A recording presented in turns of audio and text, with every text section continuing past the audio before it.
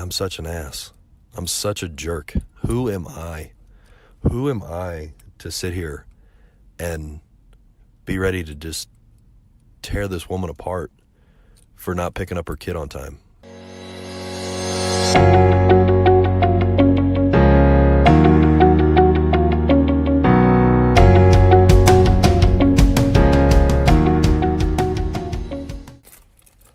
Hey, what's up, guys? All right, we are in here for our next installment of the Pitching Coach Playbook, and I got a good one for you.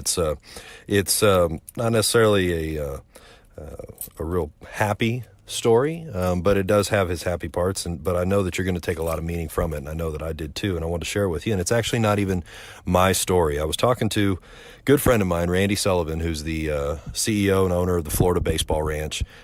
Just a phenomenal organization, great guy. And so we were talking on the phone the other night, and as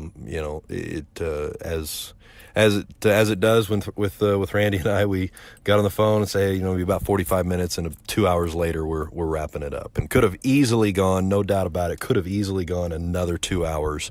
It's just one of those things. So anyways, while we were sitting there talking, he was telling me a story, and it was something that has profoundly changed his life, and it affected me, and it reminded me of why we do this, and kind of also as our job and role as coaches. And I wanted to share that story with you, and I don't think Randy would mind me doing that. I know he's shared it several times as well. I just hope I do it justice and tell it right. But there was a time back in the several years ago when Randy was there in his local area in the Tampa area that he was coaching his son's team. He started a 12 and under Little League team, and he never really done it, never really gone through the process before. And apparently at that time what they had is they had kids had tried out for maybe a select team or select level, and if they didn't make it or get selected, then they just kind of got passed down to the draft, and that's the level that Randy was at. So he had a bunch of kids that he had never seen, and kids that other coaches had already seen, and he didn't know those kids. But it was a draft, so they were just kind of placed on his team. And there was one of the kids that was put on his team, and his name was Lance.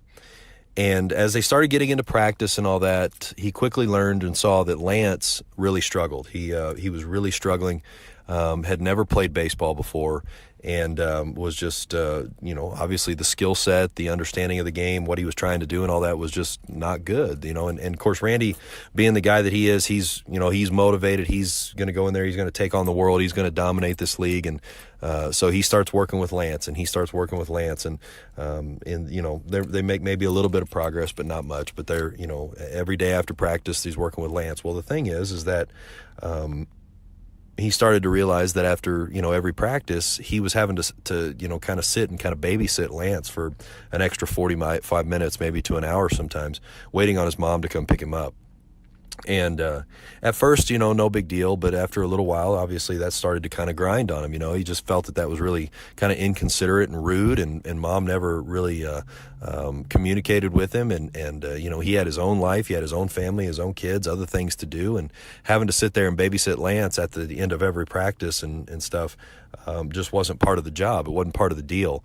And so it really actually started to grind on him. And then, of course, Lance wasn't very talented, so it made it even worse. It just kind of made it easy to start to hate him and to resent him and all, and this isn't my problem. And so he started getting himself really worked up, actually. And so they would play their games, and Lance would get his obligatory, 2 innings or so in the game, and then he was out and, never performed much, never really did a whole lot.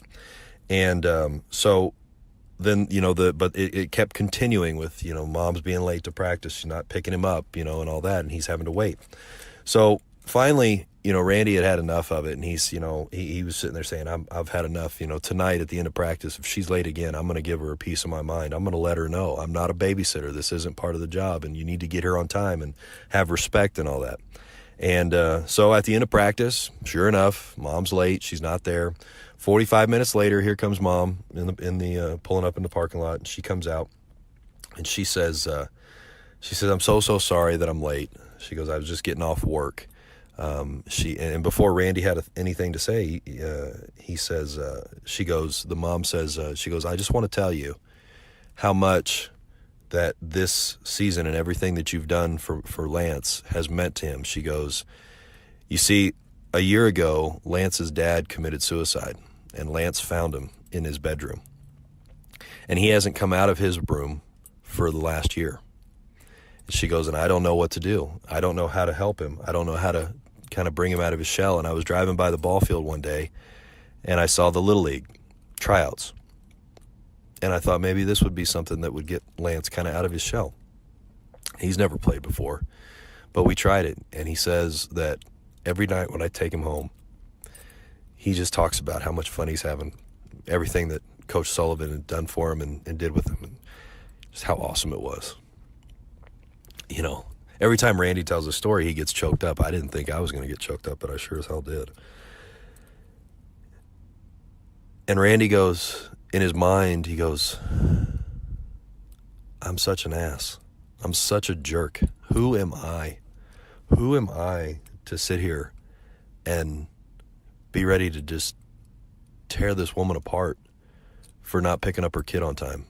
I had no idea what was going on with this kid at home. I had no idea what his life was like away from the field and the little bit of time I had with him at practice and on games. I never had a clue that a little 12-year-old boy walks into his parents' bedroom to see his dad who had just killed himself. And so you would think that you could probably end the story right there, and that would be pretty cool. But it got better.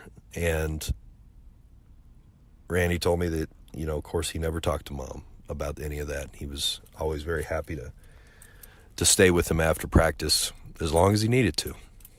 Continue to work with him. Well, the team that they had put together was pretty good. Real good, in fact. They went undefeated, and they made it into the playoffs. And they were in the semifinal game, and it was a one-run ball game. Team was winning. His team was winning. And Lance was out in right field in his obligatory 2 innings that he had to play. And nobody hit it to right field. Well, in the last inning of the game, with the tying run and probably go-ahead run on base, they hit a ball to right field. And there's Lance. And as soon as the ball goes up, Randy goes, that's it. Season's over. And Lance catches it. And he saves the game. And they go on to the championship game, and they win the whole thing. And they go 16-0 on the season, and they win. And Lance had an unbelievable season, had an unbelievable year. But I think it made an even greater impact on Randy, and it still does to this day. And I hope that I did that story justice. And the point I wanted to make is that don't lose sight of what our job is. You never know what our players, or if you're an instructor, what your clients, you never know what they're going through. Just like they don't necessarily know what you're going through either. But you never know what they're going through. And a lot of times you're dealing with kids, and kids don't often handle things near as well as sometimes that we can. But sometimes they handle them even better. But either way, you signed up to do a job. Whether you like it or not, you signed up to do it. And it's your job and it's your duty to give everything you got to every one of those kids that you're around, to give them the best experience that you can. And so I just want to tell you that and remind you that, because I'm sure that there's kids that you have that are part of your team, one of your clients or something, they just kind of grind on you. They just kind of wear you down. They're an energy vampire. And you got to try to find a way to reach those kids. You never know what's going on with them. But as long as they're with you, it's your job to give them everything you got, to give them the greatest experience that you can give them in this game of baseball. And you never know if you've got the next Lance in your presence. And if Randy had never found out about what he found out, and if he had sit there and destroyed that mother like he intended to, without knowing any of the other things that she was going through, having lost her husband, what Lance, her son, was going through by losing his dad, what kind of impact do you think that would have had on them, with Randy doing what he thought was the right thing to do? And I'm so thankful for Randy sharing that story with me, and I'm proud to be able to have shared that story with you, especially if it's touched your heart, touched your spirit like it did with me. and just, if nothing else, just kind of gave us a little bit of a reboot, a little bit of a refocus on why we do this wonderful game, and what our kids are not only expecting out of us, because, so many kids are think that maybe what they're expecting out of us is the fundamental skills of how to play this game, and maybe that's what we think we're supposed to deliver too. But when you have a kid like Lance, how many kids out there are like a Lance? It's far bigger than just learning how to catch a fly ball or throwing a baseball. It's far bigger than that, and I don't ever want us to lose sight of that. And I know that Randy sharing that story with me sure helped me a lot as well, to remind me of that as well. So anyways, like I said, not necessarily the most energetic story today, but I knew it was probably one of the most, if not the most impactful stories I've been able to share with you guys up till now. And I hope that it will resonate with you and still make a difference. And so keep doing what you're doing. Love your kids, and give them everything you got, because you may be the only bright spot in their day that you don't know about. So just keep that in mind every time you're working with somebody as well. All right. You guys have a good day. Talk to you later.